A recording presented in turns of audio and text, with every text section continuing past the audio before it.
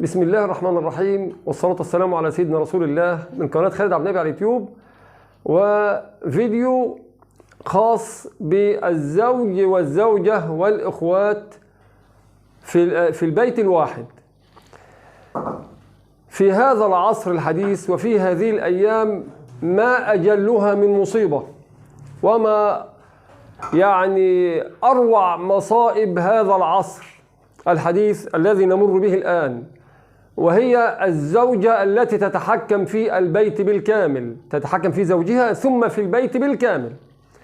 الزوجة التي توقع بين الأخوين أو الأخوات، والزوجة التي توقع بين الجيران، الزوجة التي هي دمرت البشرية في هذه الأيام بأنها تقول لزوجها بلين وبهدوء: أنا خايف عليك وقلب على مصلحتك وعلى أولادك. وما لقتش فايدة من راجلها ومن جوزها، تسلط ولادها على إعمام أو أعمامهم، اللي هم طبعا بيبقى أخو زوج الواحدة من دول. وبتبقى طبعا أيام صعبة جدا جدا. وطبعا في هذه الأيام وهذه الضائقة اللي بتمر بها العباد، الناس مش أصلا ما حدش طايق حد، ما حدش متحمل حد، فما بالك ما تبخ في ودنه وفي أذنه وتقول له: لا، ده أنت مصلحة ولادك عندي أهم بالدنيا، وأنت عندي بالدنيا بحالها، علما بأن الزوجة هي الوحيدة اللي بتشتم جوزها وبتهينه وممكن تسبه في والده أو والدته أو أهل بيته، مع إن من رابع المستحيل إن الأخ من رابع المستحيل إن يشتم أخوه أو إن يقع في مشاكل مع أخوه، لأن طول عمرهم إخوات بياكلوا في طبق واحد، 50 سنة 30 سنة 40 سنة 70 سنة بياكلوا مع بعض وعايشين أسرة واحدة، لغاية ما تدخلت الشيطانة الحقودة الغلولة التي لا يوجد أحد، لا تربية ولا زي ما بيقولوا في أصل، لا تربية ولا أصول. هحكي لحضراتكم شيء صعب جدا جدا. النهاردة بنبص نلاقي الإخوات مدخل واحد، الباب واحد، وبير السلم هو واحد، وبيطلع لي شقق ل3 4 5 أدوار. اقسم بالله العظيم ممكن الاخوات يقابلوا بعض ما يعرفوا حاجه عن بعض، ولا واحد يقول للتاني السلام عليكم. بسبب ايه؟ بسبب ان زوجته وقعت بينه وبين اخوه، وقعت بينه وبين اخوه، بتسلط جوزها على اخوه او تسلط ولادها على عمامهم عشان تكرههم في عمامهم. طب لو ان الزوج ما سمعش كلام مراته، لو ان الزوج طلع راجل اصيل وما سمعش كلام مراته، لان الزوجه تعوض، ممكن يجيب زوجه ثانيه ويجيب زوجه ثالثه ويجيب زوجه رابعه، اما ما يقدرش يجيب اخ ثاني ولا اخ ثالث ولا اخ رابع. اصحوا يا جماعه وفوقهم.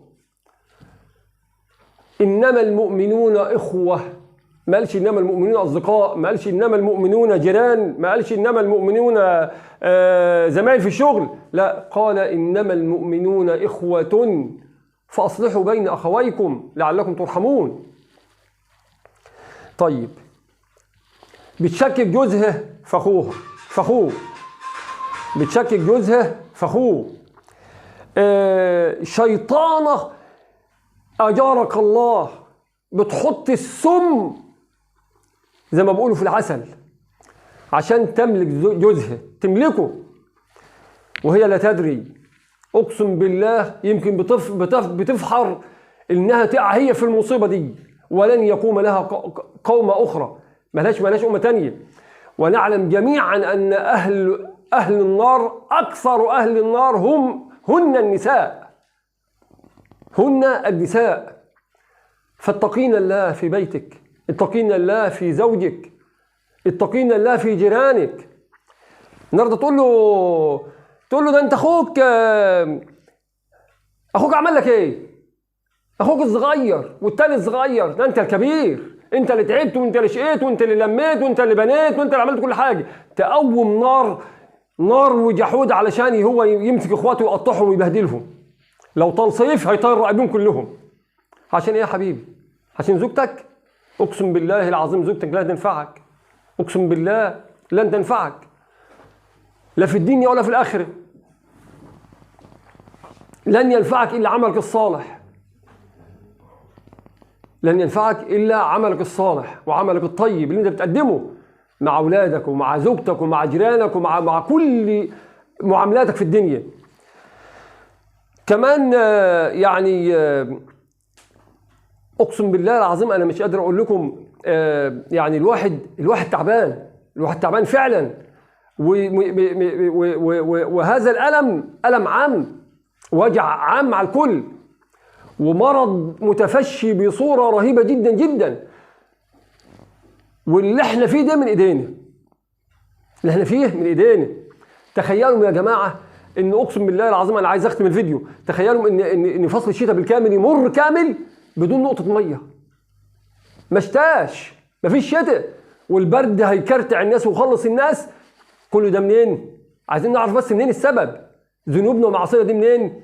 من كتر ما بتبطلش، ما بيبطلوش يجيبوا في مساير بعض، ما بيبطلوش يجيبوا في لو واحد سكينته وقعت، ذبيحه وقعت، اتفرجوا عليه يا جماعه. لو ان في مشكله حصلت مع راجل ولا حاجه، اتفرجوا عليه وعلى مراته وعلى اولاده، ذبيحه وقعت بقى.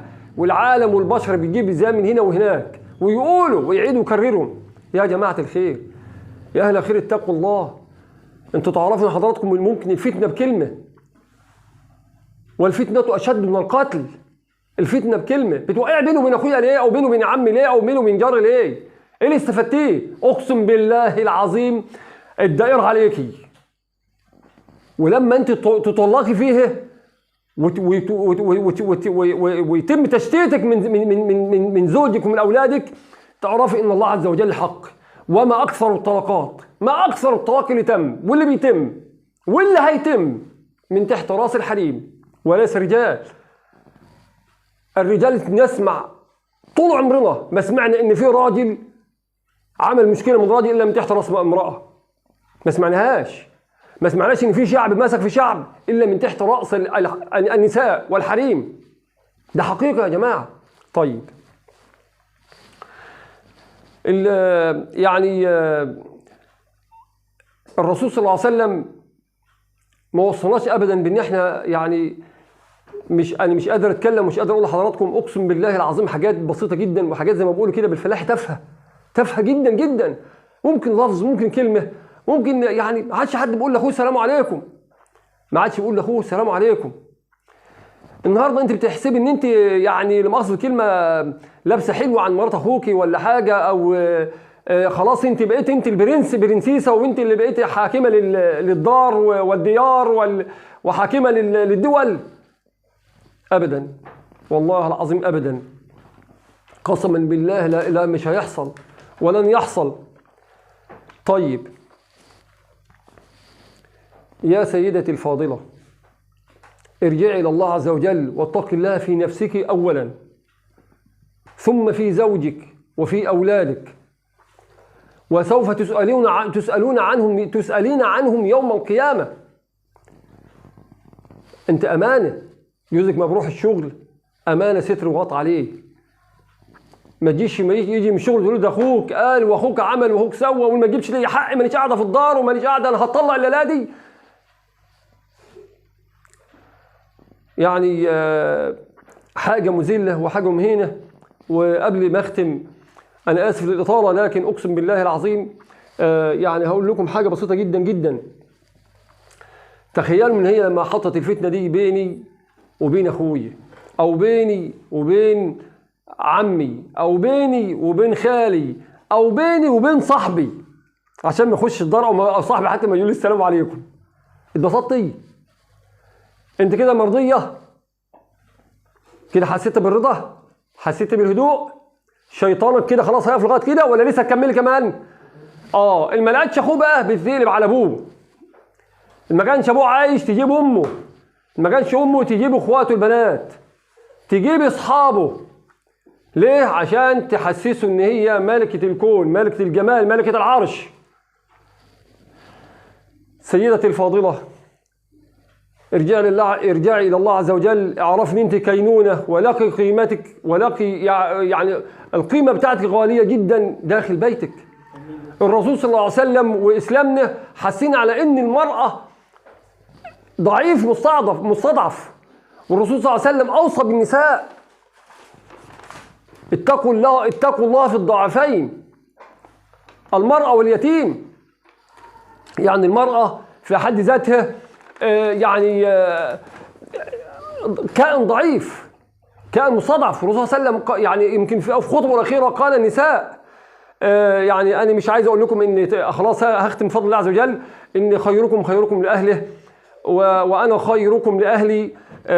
يعني الواحد انت طبعا يعني اعتقد ان عمر اخوك ما عايرك بشيء، عمر اخوك يعني ما اهانك في شيء، عمر اخوك ما حصلش منه يعني اي خطأ متعارف ابدا ولا سمعنا عنها، والله العظيم ما سمعنا عنها، الا ما جات زوجة، الا ما الاخوات الزواج داخل البيت. طب ما كانوا عايشين ايام زمان في البيت، في الاوضه كان فيها بالخمس والست اخوات صبيان متجوزين، وكانوا عايشين مع بعض ملوك. ما سمعناش عن مشكله حصلت، لا كان في كهرباء ولا كان في ميه ولا كان في اكل ولا كان في شرب ولا كان في عيشه، وكانوا عايشين مزاجهم في السحاب.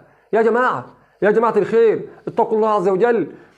ابوس ايديكم، اللي عنده ذره من الدين، بس ذره من معاملات الاسلام، يرجع لديننا والاسلامنا.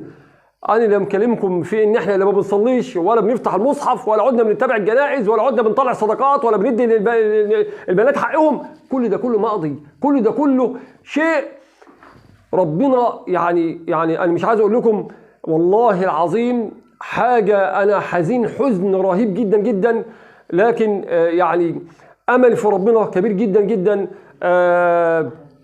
واتقوا الله يعني في يوم ترجعون فيه الى الله، واتقوا الله. انا اسف يعني طبعا قبل ما اختم، يعني اذا كان خرج مني لفظ او كلمه يعني غير سويه او غير يعني منضبطه، سامحوني، لان البيوت مليئه بالمشاكل. البيوت يعني يا جماعه عايزين نرجع لله عز وجل، رجوعنا الى الله عز وجل هو خير رجوع، وسنه الحبيب المصطفى صلى الله عليه وسلم باذن الله عز وجل. ان شاء الله باذن الله ان شاء الله نكون يعني حاجه على الاقل ان احنا باذن الله عز وجل يعني يا رب اهدي نفوسنا واهدينا لبعضنا البعض، ويا رب ادعي لكم من كل قلبي ان ربنا يهدي بالكم ويصلح لكم، اراكم على خير. استودعكم الله الذي لا تضيع ودائعه. اذا اعجبكم الفيديو برجاء الاشتراك في قناه خالد عبد النبي على اليوتيوب وتفعيل زر الجرس. شكرا لحضراتكم، ليصلكم منا كل جديد. السلام عليكم ورحمه الله وبركاته.